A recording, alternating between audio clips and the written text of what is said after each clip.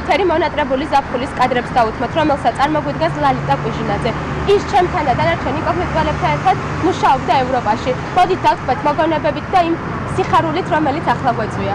2013 წლის ზაფხულში ტელევიზია ინკოგნიტომ საოცარი გასვლითი შეკრება მოაწყო ევროპაში, რომლის მონაწილე მეც გახდით. შევეცდები ზუსტად გავიხსენო ის ემოციები, რაც წასვლამდე მქონდა. მზადება მოგზაურობისთვის დიდხანს გაგრძელდა. ძალიან მღელავდი, როდესაც რამდენიმე დღე იყო დარჩენილი წასვლამდე. თუმცა მოგზაურობამ საოცარი შთაბეჭდილება დამიტოვა და დადებითი ემოციები თაობრუ დამახვია.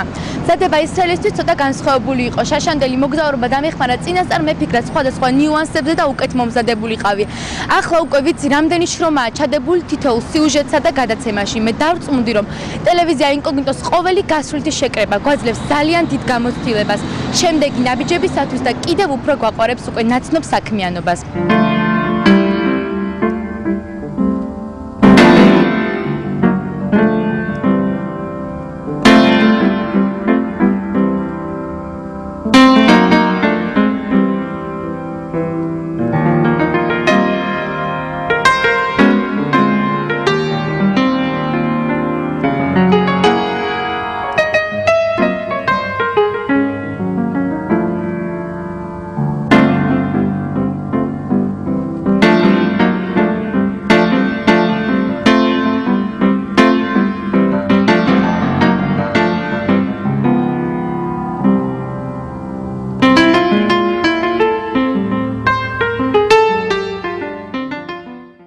მივდივარ რომში. მე ვენეციაში მივემგზავრები. მე კი ნიცას დავიპყრობ. მე კანში კინოფესტივალს გავაშუქებ.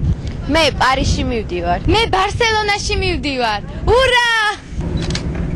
მე კი ერთ კვირას გავატარებ ულამაზეს სასტუმროში ქალაქ ლორენდეში. ჩვენ ინკოგნიტუალები ვართ და ევროპას დავიბრუნებთ.